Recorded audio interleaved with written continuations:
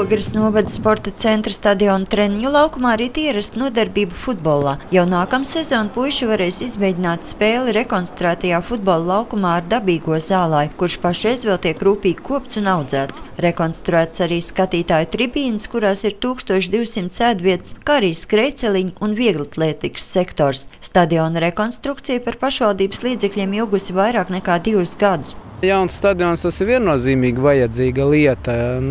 Viss ir tagad atkarīgs tālāk no visa finansējuma un visas tālākās attīstības mūsu, ar domu, ka mēs virzīsimies tālāk pa kāpnītēm. Pašlaik komandas spēlē Vidzemes reģiona 2. līgā.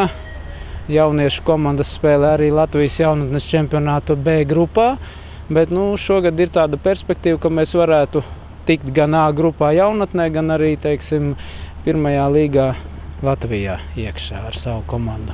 Tomēr centra direktora prieku aptumšo domas par nākotni. Finansējums treneru algām no Izglītības un zinātnes ministrijas puses krietni sarucis. No 13 treneru likmēm palikušas 7,5. Tomēr vadītājs sola meklēt iespēju ar atalgojumu nodrošināt visus trenerus un turpināt visas nodarbības. Būtībā lielākajām grupām, tas ir sākot profesionālākām grupām, kas jau ir sasnieguši kādus rezultātus, šiem treneriem būtībā jāfinansē, šos trenerus jāfinansē no Izglītības zinātnes ministrijas, un tieši iesācēju grupas, tad varētu būt šīs maksas grupas.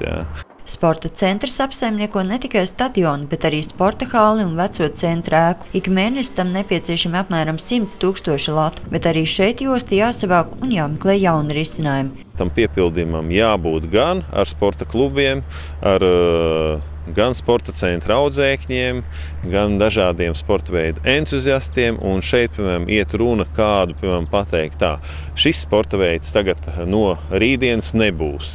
Tā noteikti nevar pateikt, un to noteikti nevajadzētu darīt.